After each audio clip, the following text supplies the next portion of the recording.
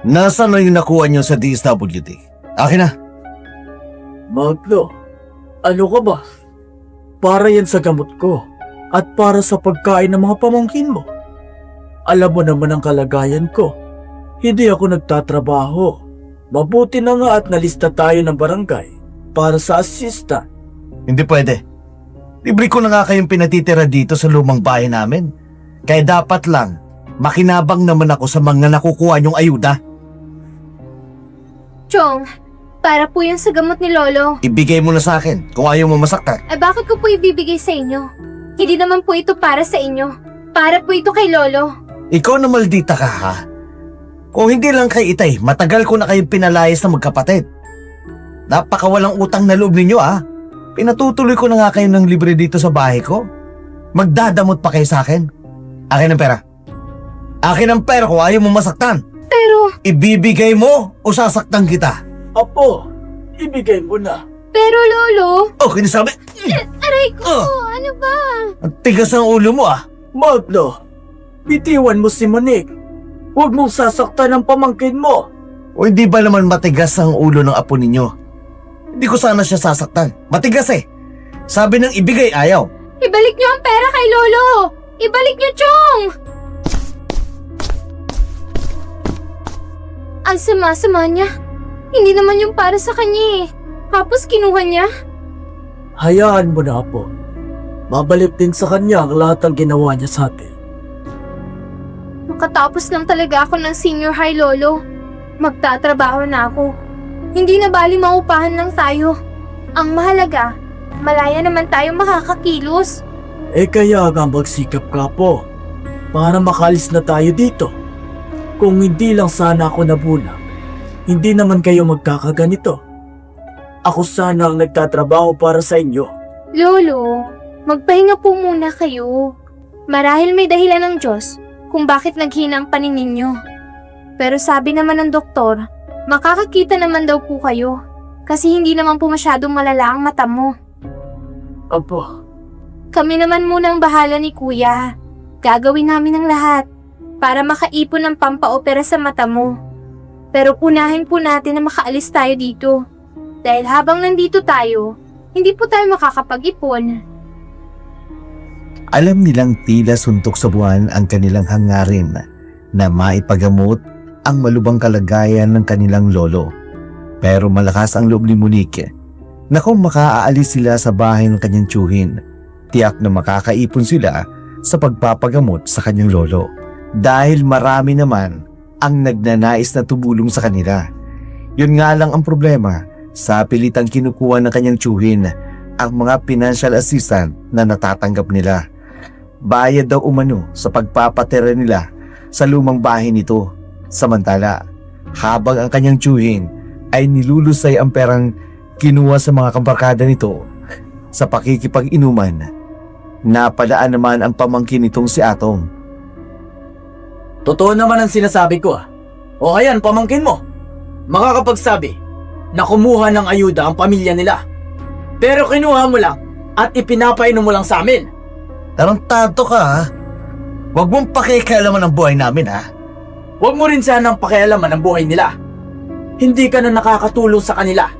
Kukunin mo pa ang perang panggagamot para sa lolo nila. Atong, mabuti at nandyan ka na. Di ba galing sa DSWD ang lolo at ang kapatid mo? Kumuha sila ng ayuda, hindi ba? Hoy Atong, umuwi ka na. Huwag ka nang sumabat dito kung ayaw mo masaktan sa akin. Guilty ka, pare. Bata lang ang kinakaya mo. Ano? Gusto mo magkasubukan tayo? Chong, tama na po. Tama na yun pare. Tama na, tumigil na kayo. Pakialamero ka. Ano? Ipakita mo sa akin ang tapang mo. Lumabang ka! Lumabang ka! Galit na galit si Magno sa mga kainuman nito. Nalaman kasi nitong kinuha ni Magno ang ayudang ibinibigay ng gobyerno para sa lolo nito. Hindi rin naman alam ng binatilyo ang nangyari, kaya umuwi na lamang ito sa kanila. Samantala, ang mga kainuman ni Magno, nagsipag-uwian na rin. Hindi alam ni Magno na isa sa mga kinanti niya ay may lihim na kaalaman sa pangkukulam. Pagdating sa bahay ni Atong, Nakita niya ang kanyang lolo na hirap sa ginagawa. Huwag niyo nang sabihin sa tiyong niyo na nag-iipon kayo. Baka kung Huwag niyo na po itago. Alam ko na po anong nangyari. Kinuha niya yung ayudang nakuha niyo sa DSWD. Apo, Pasensya na po. Pero napakahayop talaga ng anak niyo yan.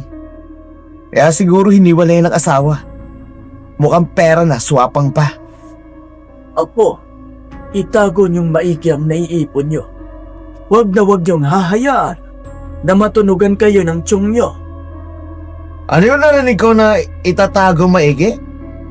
Wag na. Chong, nagtatago kayo sa akin ngayon. May tinatago kang pera. Nagtatago kayo.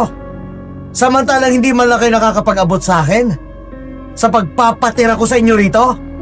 Akala ko po ba libre nyo kami pinatitira rito? Yun ang kwento nyo sa labasan. Bakit yun? Abot! Chong! Bitiwan mo ang pamangkin mo. Huwag niyo kong pipigilan sa gagawin ko sa batang ito.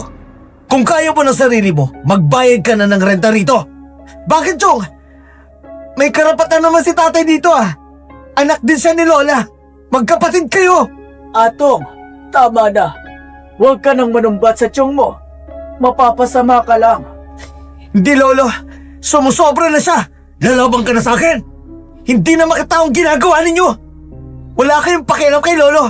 Samantalang pag-aari niya naman ang bahay na to. Paano ito napunta sa inyo nang basa-basa na lang? Tarantado! Wala kang pakialam kung paano napunta sa akin ang mga are-arean ni Papa. At ikaw, kung walang susweldo sa'yo, ako ang susweldo! Puputulin ko yung sungay mo! Wala nang nagawa si Adelo dahil sa kalagayan niya.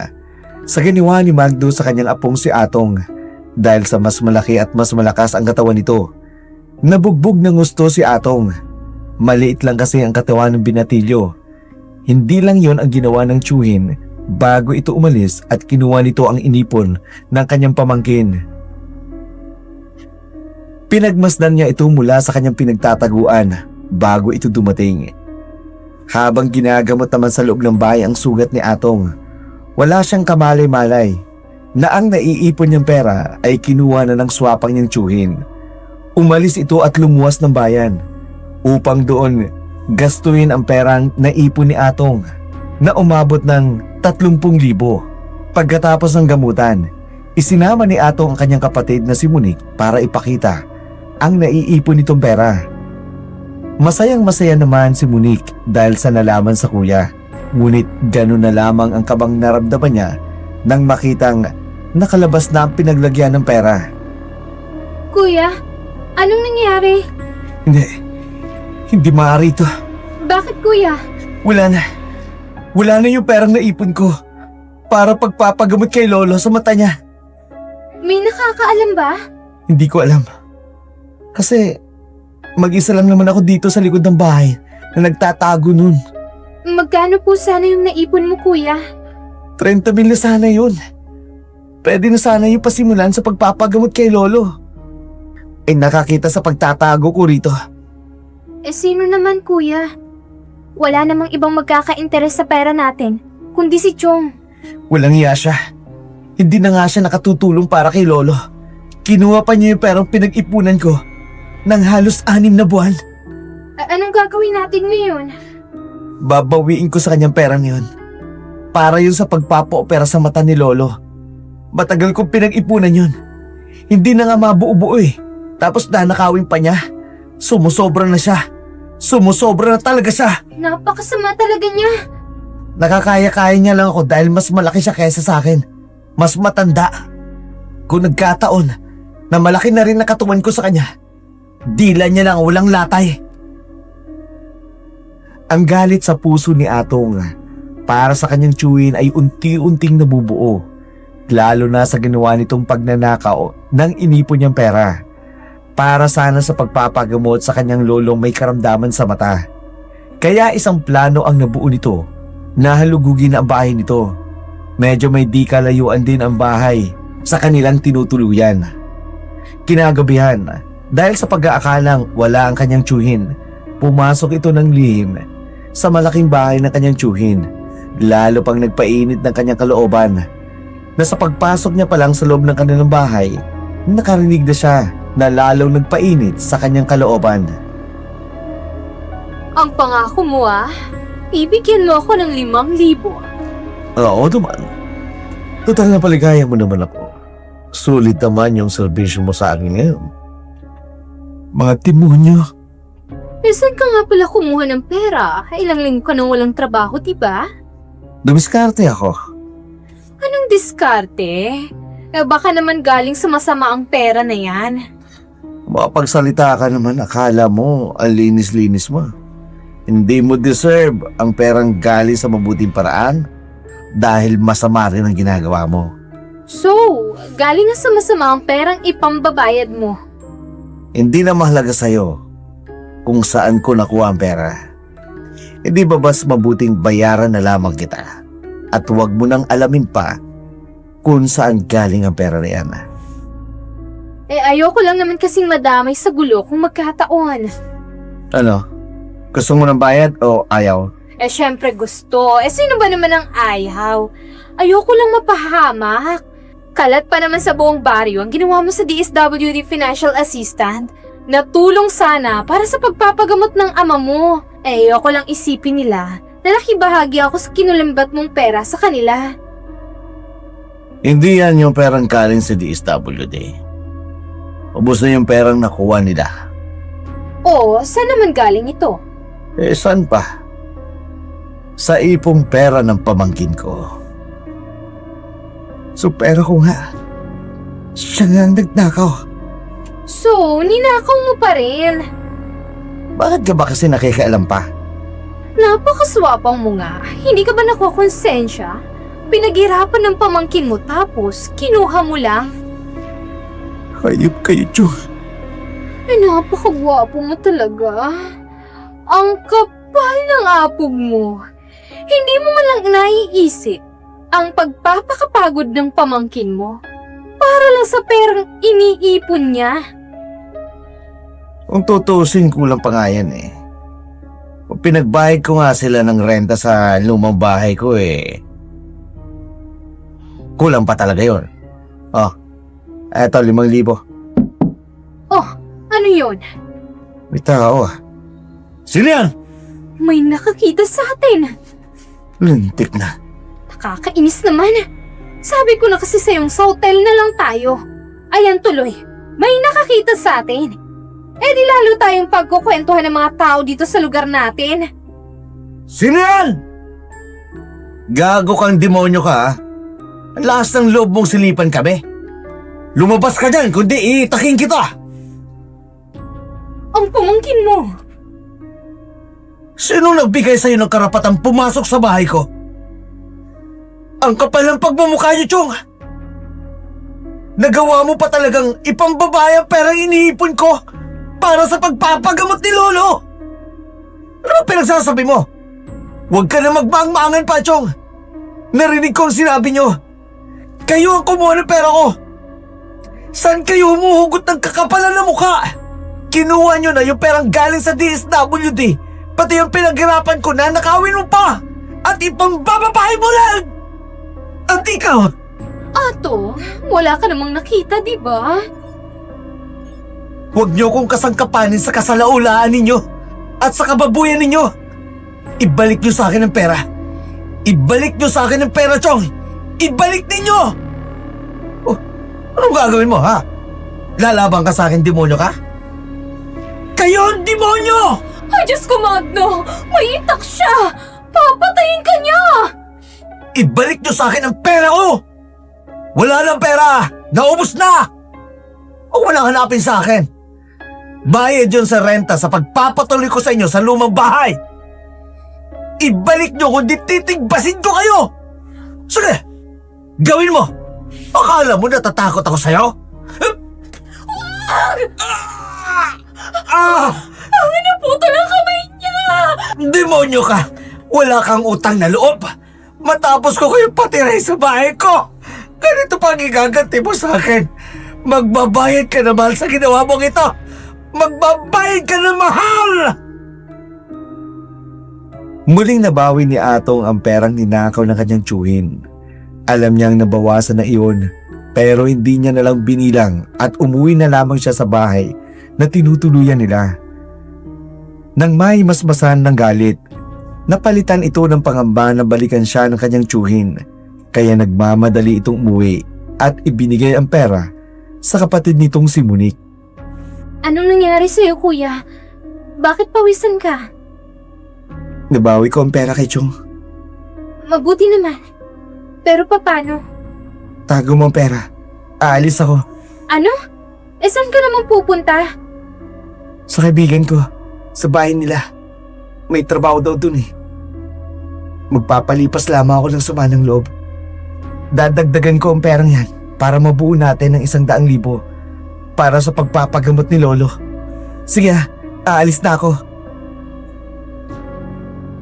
Hating gabi nang nakaalis sina Atong at ang kaibigan nito. Tuliro din si Atong dahil sa kanyang ginawa. Hindi niya rin lubos maisip kung bakit nagawa niya ang bagay na yun. Saka una-una ang pagkakataon na nagalit siya. Tapos muntika niya pang maputol ang kamay ng kanyang tiyuhin. Kaya yun ang naisip niyang madaling paraan para palipasin ang galit ng tiyuhin niya. Sa isang kasamahan niya sa trabaho, umuwi ito ng bundok kaya siya sumama. Magpipiyesta daw kasi sa lugar ng kaibigan niya.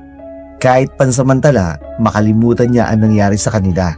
Nagulat naman ito kinabukasan na may isang matandang lalaki ang uugod-ugod na nasa loob na ng bahay ng kaibigan niya. Sino po kayo? Lolo ako ni Delbert. Nasaan po siya? Pumunta sa bayan para mamalengke. Ganun po ba? Alika, samahan mo kong kumain. Nananaginip ba ako? Wala namang matanda dito kagabi ha. Pero bakit ngayon meron na? O bakit ganyan ka kung makatitig sa akin? Lolo po ba talaga kayo ni Delbert? Oo. Umaga lang ako nandito. Doon kasi sa ibaba natutulog. May bahay pa kasi kami doon. Dito ako nag-aagahan para tingnan na rin ang aking apo. Halika, kumain ka na at uminom ka nitong mainit na tsaa. Ihintayin ko na lang po ang kaibigan ko. Ayoko ng bisitang pinag-iisipan kami ng masama. Uminom ka na. Sige na, ako ang nagtimpla nito. Hindi naman po sa nag-iisip ako na hindi maganda. Kabilin-bilinan po kasi ng kaibigan ko. Hindi ako ibang tao. Kung sa ibang tao, pwede kang tumangki. Pero ako na lolo ng kaibigan mo. Huwag mo akong tatanggihan para hindi ako mainis. Uminom ka na. Opo, bilis! Bakit parang hindi maganda ang pakiramdam ko sa matanda na ito? Bilis! Salamat. Tandaan mo, mula ngayon, wala nang mga api sa iyo. Mas magiging malakas ka ng 10 beses sa lakas mo ngayon. Wala nang makapananakit sa iyo. Mapoprotektahan mo ang sarili mo laban sa masasamang loob. Ho, binabati kita. Maiwan na kita. Sandali lang ho. Ang bilis yun wala. Sino ang matandang lalaki na yun? Bakit gano'n na lamang siya kung magsalita? Matapos kong mainom yung maitim na tsaa. Delbert? Oh, bakit? Hindi ka pumunta ng bayan? Hindi. Bakit naman ako pupunta ng bayan? Ang sabi ng lolo mo, Anong lolong pinagsasasabi mo? kanina pagising ko wala ka. May isang matandang lalaki nandito sa sala ninyo. Naghanda ng itim na tsaa. Ano? Ang sabi niya, lolo mo raw siya. Ano ka ba? Di ba kabilin-bilinan ko sa'yo? Huwag kang tatanggap ng kahit anong iaalok sa'yo rito. Lalo na pag matanda. So, hindi mo lolo yon? Shit! Bakit? Uminom ka ng tsaa niya? Pinilit niya ako uminom eh. Nagalit yung ekspresyon ng mukha niya nung tatanggisan na ako. Bakit ka uminom? Hindi ka nakikinig sa akin. Bakit ba? Wala akong lolo. Inulit-ulit ko yun sa'yo eh. Mag-isa lang ako rito. Sino yung matanda na yun? Nagmamadali si Delbert na sinakay ang kaibigan na si Atong sa motorsiklo niya at dinala si Atong sa bahay ng albularya. Kilala si Manang Igmita na manggagamot, lalo na sa mga naging biktima ng aswang. Umaasa itong makatutulong sa kanila para mawala ang sumpa ng pagiging aswang. Upang hindi na ito kumalat pa sa kanyang katawan, halos kalahating oras din ang kanilang biyahe bago narating ang bahay ng albularya. Huwag mong isuka. Kailangang malunok mo yan at mapapalabas ang bertod ng aswang na nainom mo.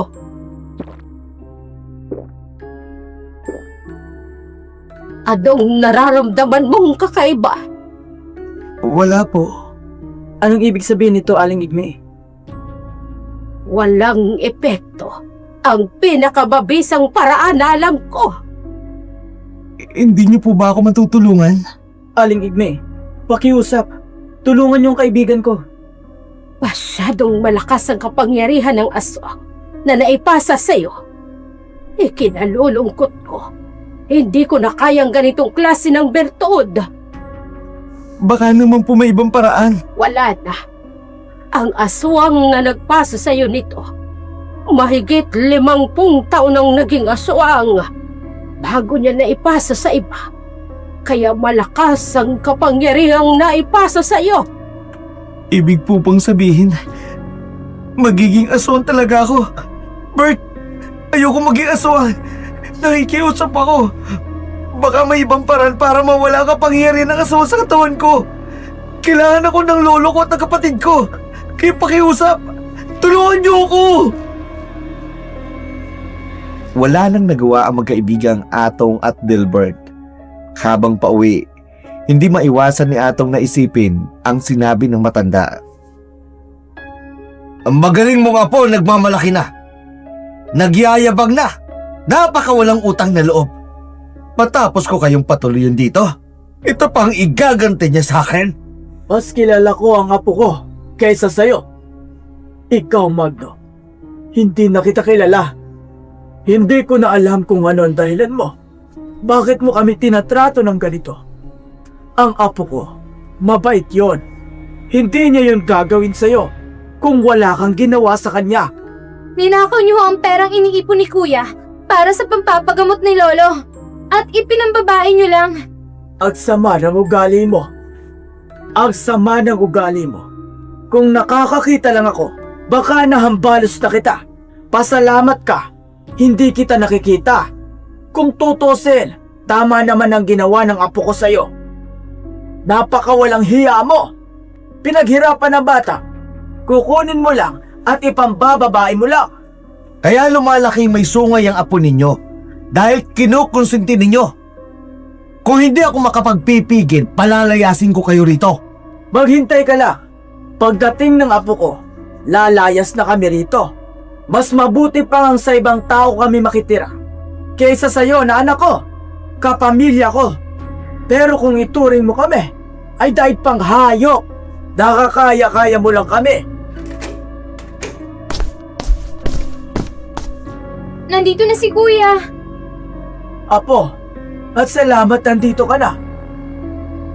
Anong ginagawa niyo sa lolo at kapatid ko? Bakit ganyan ka kumakatingin?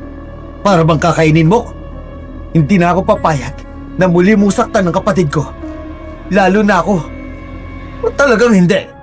Dahil palalayasin ko na kayo rito. Mga walang utang na loob. Hindi kami aalis. Walang magpapaalis sa amin. Abot! Di na ako natatakot sa inyo. Hindi mo na kami basta mapapaalis dito. Malakas na ang loob mo ngayon dahil natagabo ang kamay ko. Oras na gumaling ako, malilintikan ka sa akin. Baka gusto niyong tigpasin ko niyang isa. Para tuluyin na kayong maging inutil. Ayop ka. Saan ka kumukuha ng lakas ng loob? Subukan mo uling saktan ako o ang kapatid ko. Apo, tama na. Tiyuhin mo pa rin yan. Kailanman hindi ko naranasan na maging tiyuhin ko siya. Simulat sa pool, ipinamukha niya sa amin na mahirap lang kami. Inapi niya kami noon pa. At hindi na ako magtataka kung may ginawa siya kung bakit nawala ang tatay namin. Ang lakas ng loob mong pagbintangan ako. Kuya, tama na. Magugulo lang tayo. Yung pangako mo, naaalis tayo. Umalis na lang tayo dito para wala ng gulo. Hindi, Monique. Hindi tayo aalis. Kung noon nagbulag-bulagan ako, natatakot ako dahil malakas siya sa akin. Pero ngayon, hindi na ako papayag na muli niyang apak-apakan ang pagkatao natin. Apo, nakikiusap ako. Umalis na lang tayo dito. Hindi, Lolo. Walang aalis. Apo niyo kami. Anak niyo si Papa. May karapatan kami sa bahay na to. Kaya hindi niya tayo dito basta na lang mapapalis. At hindi pwedeng basta na lang mapunta sa kanya ang bahay na to. Tarantado ka! Ang kamay ko! Hindi na ako papayag na saktan mo pa kami. Bitiwan mo ang kamay ko! Bitiwan mo! Kuya! Umalis kayo rito. Huwag niyo na kaming guguluhin pa. Pisit ka. Ikaw na demonyo ka. Hintayin mo lang na gumaling ako. Pagsisisihan mo ang lahat ng ginawa mo sa akin. Gumaling lamang ako. Sabay ka. Maging ang maglolo ay nagtataka sa ipinagbago ni Atong. Ang biglaang pagtapang nito at ang pagkatakot sa mukha ni Magno sa pagbabanta ni Atong. Wala rin kaalam-alam ang maglolo sa pinagdaanan ni Atong sa lugar ng kaibigan nito sa bundok. Kaya pagkaalis ni Magno, kinausap ni Monique ang kanyang kuya. Kuya, ano pang nangyari sa'yo? Bakit tila may nagbago sa'yo simula nang umalis ka ng 2 araw? Saan ka ba nanggaling? Bakit tila may bago sa'yo? Oo nga, Apo. Hindi mo naman dating sinasagot-sagot ang tiyuhin mo. Pero kanina, ang tapang mo. Kaya lang, ang ikinatatakot ko, ang ganti niya. Paano kung wala ka, tapos may gawin na lang siya sa kapatid mo? Hindi niya na kayo magagalo pa, Lolo. Hindi na siya makakapangas pa para sa atin. Lalo na sa kapatid ko. Walang ayudang galing sa DSWD na wawaldasin niya. Pero kuya, Tanggapin niyo na. Mula ngayon, wala lang magagawa si Chong sa atin. Hanggat nandito ako, hindi ako papayag na api-apin tayo. tsaka isa pa, pansin ko kanina ang lakas-lakas mo kuya. Yung kaliwang kamay ni Chong, nasa lab mo at nahawakan mo pa. Apo, may nangyayari pa. Hindi mo sinasabi sa akin. Magpapahinga na po ako. Mamaya ko na lang po kayo kakausapin. Lolo, Ramdam ko na may nagbago sa kuya mo. Hindi ko man nakikita ang nangyari sa paligid, pero nararamdaman ko naman ang pagbabago. Puro mga tanong ang namumutawi sa bibig ng maglolo. Wala silang kaalam-alam sa tunay na dahilan ng pagbabago sa buhay ni Atong. Hindi man nakikita ni Adelo ang nangyayari sa kanyang apo, pero ramdam niya ang kakaiba dito. Sa kabilang dako naman, hindi lubos maisip ni Magno ang nangyari sa kanyang pamangkin. Ramdam niya ang pagiging agresibo nito. Una ang pagtataga sa kanyang kamay. Subalit, hindi niya lang maisumbong sa barangay dahil nalaman ng mga tao ang sikreto nito, ang lihim na pakikipagrelasyon sa isang may asawa na. Nasa akin ang lahat ng titulo ng lupa ni Papa. Kaya ako na may karapatan sa lahat ng ari-arian niya. Nakapirma na siya ng isang kasunduan na sa akin na ibibigay ang lahat ng ari-arian niya. Hihintayin ko na lamang siyang mamatay para tuluyan ko na maangkin ang kanyang lupain. paano mo nagawa? Nung hindi na siya nakakakita, Buong akala niya ang pinipirma niya at nilagyan niya ng thumb mark ay financial assistant na makukuha niya sa DSWD. Hindi niya alam. Paggawa na ako ng kasunduan, iyon ang napirma niya. Ang suwapang mo talaga. Kinukuha ko lang ang dapat na sa akin. Eh kaya ba wala kang pakialam sa pagpapagamot ng mata ng papa mo? Oo. Para wala na siya makita. Magagawa kong madaliin ang lahat ng plano ko. Mapapasakin ang dapat na sa akin nang walang kahirap-hirap. Eh bakit nga pala ganyan ang trato mo sa kanila? Dahil ipinagkait nila ang dapat na sa akin. Kaya binabawi ko lang ang dapat na akin. Magkasabuhat si Magdo at ang babae niya na mapaalis ang maglolo sa lumang bahay nila dahil ang kahilingan ng babae nito sa kabilang dako naman. Matapang ka lang dahil may baril ka! Tama na, Chong! Maawa ka kay Kuya! Narinig ko yung walakas na bagay. Pinukpok niya ng baril sa ulo si Kuya!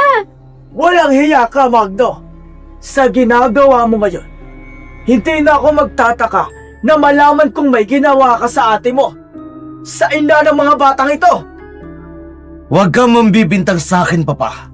Ang batang ito ang mananagot sa akin sa ginawa niya sa akin. Kuya! Nasaan ang tapang mo? Ipakita mo sa akin ang tapang mo. Ano? Malakas ka, di ba? Ang lakas ng loob mong kalabanin ako. Ang kamay mo ngayon, susugatan ko rin ng kutsilyong dala ko. Lolo, Monique, umalis na kayo. Bakit mo siya paalisin? Para hindi nila makita kung paano kita gulpehin. Lolo, Monique, sige na. Umalis na kayo. Oh, bisit na mga alulong na aso na ito. Ano? Kakampi mo ang mga halimaw? Magtawag ka pa ng kakampi. Sige, tawagin mo ang mga demonyo mong kakampi. Sa akala mo ba natatakot ako sa kanila? Kuya! Mag-iingat ka! Saan kayo pupunta? Umalis na kayo, Chong. Kung gusto nyo pang mabuhay na matagal. Bakit ako alis? Kung kailan mapapatay na kita? Sige, kung hinahanap ang sarili mong kamatayan, matapang ka talaga, no? Kaya naman gigil na gigil ako sa'yo. Dahil sa kakapalan ng mukha mo, talagang wala kang takot na nararamdaman sa akin. Anong? Binigyan kita ng pagkakataon para tumakas. Pero, pinili mong manatili! Ikaw palang halimaw lalaki ko! Kaya palang lakas ng loob mo! Kaya pala nasa loob ka ng bahay ko! Dahil ikaw mismo ang halimaw! Ngayong alam ko na ang sekreto mo. Hindi ako mangingiming patayin ka! O ikaw ang mamamatay! Ikaw ang mamamatay! Hup! Mamamatay ka! Mamatay ka na! Oh, nasaan na yun? Bakit bigla siya nawala? Nasaan kang demonyo ka? Magpakita ka! Halimaw! Oh, ano?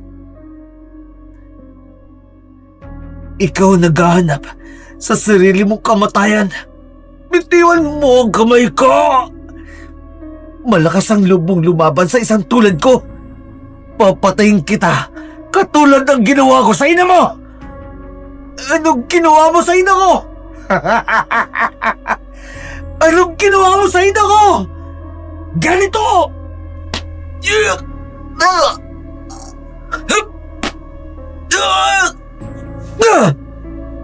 Ganyan ang ginawa ko sa mama mo. Kuya! Hindi ko kaya umalis sa ganyang mong kalagayan! Pinatay niya ang ina natin. Kaya hindi natin makita ang ating ina. Walang iya kayo! Ang sama niyo! Masama nga ako. Walang kasing sama! Pero dahil yan sa pagkakait sa akin ng lolo ninyo ng mga bagay na dapat meron din ako. Yamang, plinalo niyang huwag akong bigyan ng bahagi ng lumang bahay na ito. Kaya ako nang gumawa ng paraan para mapasakin ito. At kayo, mga anak ni Eduarda, ay hindi makikinabang ni katitin sa bahay na ito. Pagbabayaran yung ginawa niyo sa aming ina. Kuya, hindi mo na kaya. Ang dami ng dugong umagos sa iyong katawan. Hindi ako papayag na mamatay na walang magagawa para maipagiganti ang ina natin. Magbabayad siya ng mahal sa ginawa niyang ito. Magbabayad siya ng mahal. Kuya!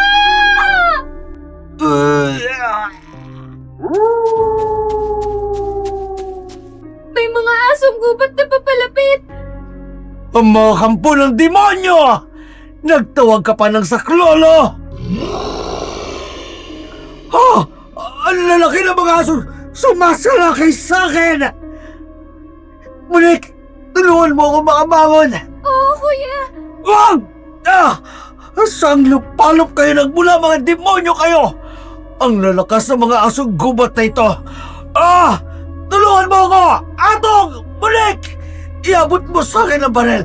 Pagbababarilin ko ang mga aswang na ito!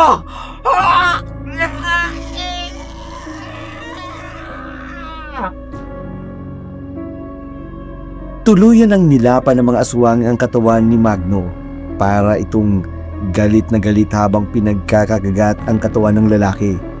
Kitang-kita rin ng magkapatid. Nagutay-gutay na ang katawan ng kanilang tiyuhin kung paano pinagkakagat ng mga asong gubat ang katawan nito hanggang sa mabutas ang kanyang tiyan at pinagkakakain ang mga lamang loob ni Magno dahil sa nangihinang kalagayan ni Atong. Hindi na rin ito nagawang pigilan pa ang mga asong gubat na umaatake sa kanyang tiyuhin hanggang tuluyan na itong nawala ng buhay. Bani, Ato, panahon na para malaman ninyo ang totoo. Siya ang tunay niyong ina. Ho? Ano pong nangyari? Mga anak, Yakapin mo ang mga anak mo. Samantalahin mo ang pagkakataon na nasa taong kalagayan ka. Siya yung asong nanguna sa pag-atake sa katawan ni Chong Magno kanina? Siya ang iyong ina. patawarin niyo ako mga anak. Pinili kong maging ganito ako. Kapalit ng kalayaan ninyo na maging isang normal na tao. Ayoko maging katulad niyo ako. Paano po yung kapangyarihan ng aswang na naipasa sa akin? Hindi kapangyarihan ng pagiging aswang ang naipasa sa iyo, kung hindi lakas at kapangyarihan para lumaban. Alam niyo nangyari sa akin? Patawad mga anak. Ang buong akala ko kasi magbabago ang tiyong nyo. Pero sa tuwing kabilugan ng buwan, sa tuwing dadalaw ako sa inyo, nang hindi nyo alam, yun ang lagi kong nadadatnan. Pinagmamalupitan nila kayo. Kaya sinamantala ko ang pagkakataon. Nang malaman kong umakyat ka sa bundok, sinubukan kong magpanggap na matanda. Maipasa ko lamang sa iyo ang kapangyarihan ko. Hindi ako magiging aswang, ina. Oo, dahil kasama yun sa kasunduan. Tatanggapin ko ang pagiging pinuno ng mga aswang. Huwag lang kayong idamay. Anak, Salamat sa pag-alaga sa mga anak ko. May babalik na ang mga mata ninyo. anong kabalin? Hindi nyo na ako makikita. Kahit kailan. Inay! Inay, Atong, anak, wala nang manggugulo sa inyo. Ikaw na ang bahala sa kapatid mo. Alagaan mo siya. Ipalibing mo rin ng maayos ang iyong tiyong. Kahit papaano, naging kapatid ko rin siya. Itinuring ko siyang tunay na kapatid sa kabila ng pangit niyang ugali. Hindi ba pwedeng kasama na lang namin kayo? Bakit hindi na lang kayo bumalik sa amin? Sa buhay, kailangan laging may magsakripisyo. Handa akong magsakripisyo para sa inyong mga anak. Ang pagkaalipin ko, kapalit ng paglaya ninyo. Inay, kung kayo na ang pinuno, bakit hindi niyo sila hayayain magbago? Mabuhay ng normal bilang isang tao para magkakasama na po tayo. Sinubukan ko na, pero wala akong nagawa. Subukan niyo po uli. Huli na ang lahat, anak. Inay, naniniwala po ako. Lahat ng nilikha ng Diyos ay para sa Diyos. Nagsisimula po ang pananalig sa pagbabago ng isip. Hindi nangyayari dahil yun ang naiisip nyo. Dahil kung ano kasi ang iniisip mo, yun ang magiging buhay nyo. Subukan nyo pong lumapit sa liwanag. Wala pong imposible sa Diyos. Susubukan ko. Kung magkita tayo, ibig sabihin nun, nakalaya ako. Pero kung hindi, tuluyan na akong nasakop ng dilim. Tuluyan ang nakawala sa kapangyarihan ng aswang si Atong dahil bago umalis ang kanyang inay, nailuwa nito ang bertud na naipainom sa kanya. Naipalibing naman si Magno.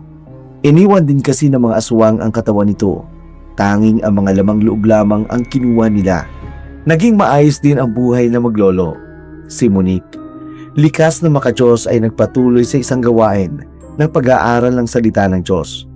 Lumakas ang kanyang pananampalataya. Umaasa din siya na balang araw ay tutugunin ng Diyos ang kanyang dasal. Napapalayain din ang kanyang ina sa pagkaalipin ng kadiliman. Isang araw, sa isang liblib na lugar kung saan naatasan siyang mangaral ng salita ng Diyos. Ganun na lamang ang kanyang pagkamangha sa isang bisita na nakikinig ng kanyang pangangaral. Ano ginagawa niyo rito? Umaasa akong makakalaya ako sa kapangyarihan ng kadiliman ng kasalanan kung makikilala ko ang katotohanan. Dahil ang katotohanan ang magpapalaya sa amin. Simulan mo ng mangaral sa amin. Salamat sa Diyos. Tunay nga na may magagawa ang Diyos. Tunay ngang magagawa ng Diyos ang higit pa sa inihiling namin at iniisip. Salamat po, Diyos ko. Pinalayan niyo po ang inay namin sa kapangyarihan ng kadiliman. Salamat po, Diyos ko.